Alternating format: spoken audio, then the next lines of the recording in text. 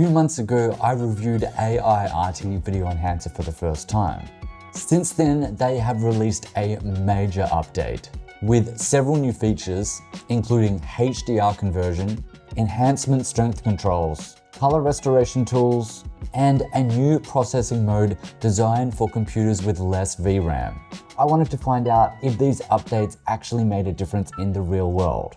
Today, I'm going to test AI Video Enhancer version 3.6 using old footage, low quality mobile clips, some compressed video, and some footage that just isn't in great shape. So, can AI actually rescue bad footage? Let's find out. Before we get started, Aiarty provided me with a license to test the software. But as always, everything you're about to see is my own experience and opinion.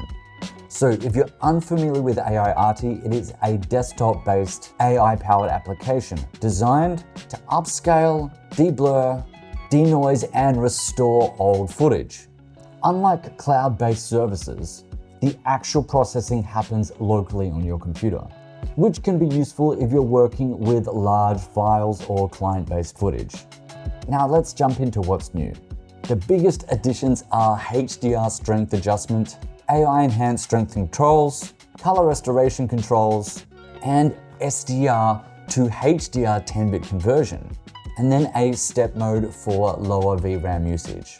Now I know featuring this can be pretty boring, so let's jump into it and see what we can actually do now. Here I've imported a couple of clips. Now this is just something that's shot on my mobile. It was actually shot in, well, 38480 by 21680, and we can upscale that a little bit.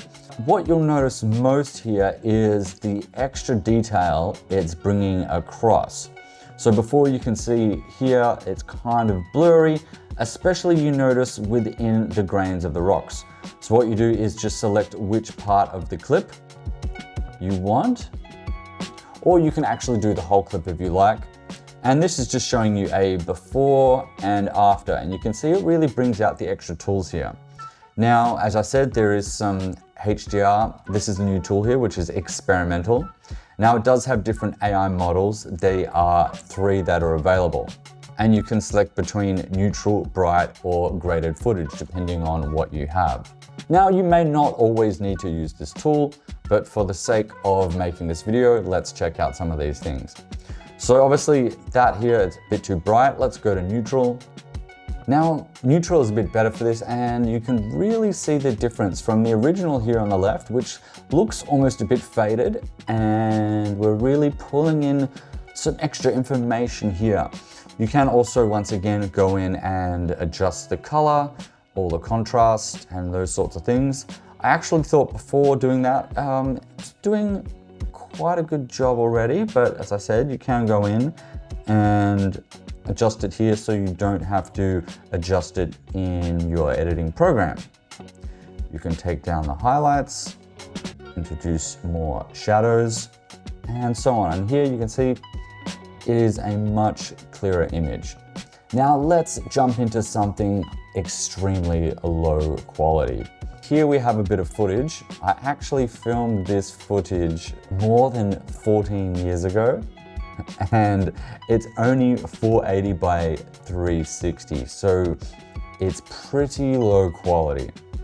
And we're gonna see what we can do with this footage here. I'm just gonna take a couple of scenes here.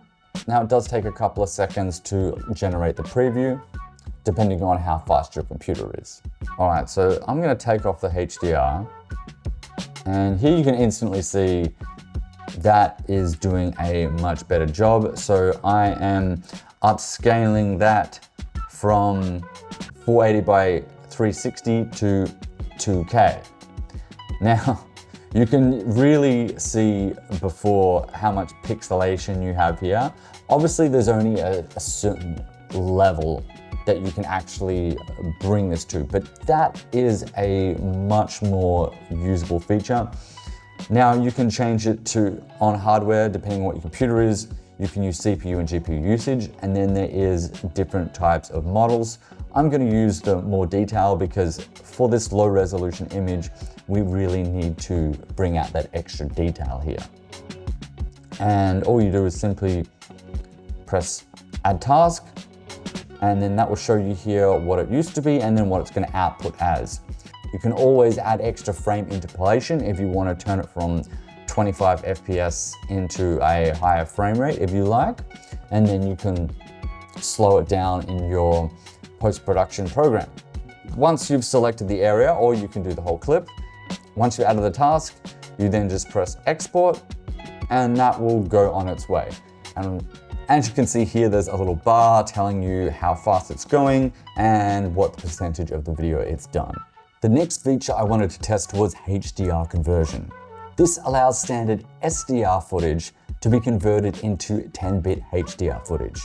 Now, before anyone gets carried away, this isn't going to magically turn anything you've shot into something like a Hollywood cinema camera.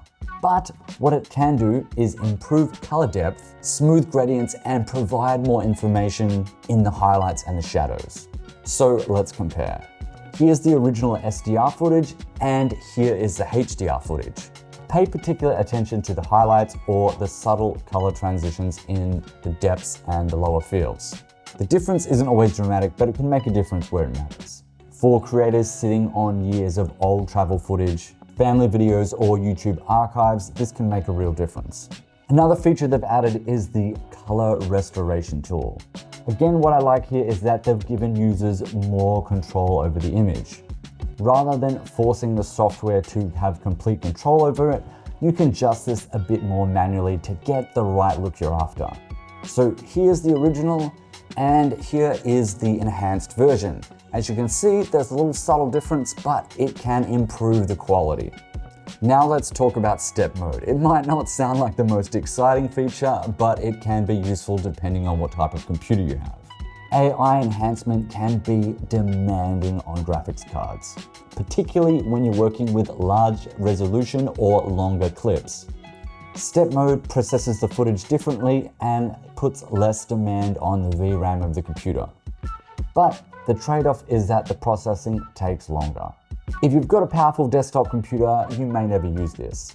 But if you're working from a laptop or an older editing machine, this can actually be useful. Now look, at the end of the day, features don't matter if the results aren't any good. So I've gathered a selection of video clips to show you the before and after, and you can be the judge of whether this is actually useful for you. So after spending some time using the updated latest version, I don't think the improvement is one exact little feature. It is the strength controls over the images or the videos that you are putting into this. Will it perform miracles? Look, bad footage is still going to be bad footage. Some things just cannot fix that. But if you're a content creator, videographer, maybe documentary filmmaker, being able to fix older or unusable footage, this may just be the update or the program you need to get that extra little bit of quality just over the line where it feels usable. So if you'd like to learn more, look, try it yourself, or I'll leave some links in the description below. Let me know what you think of the results, and until next time, keep on movie making.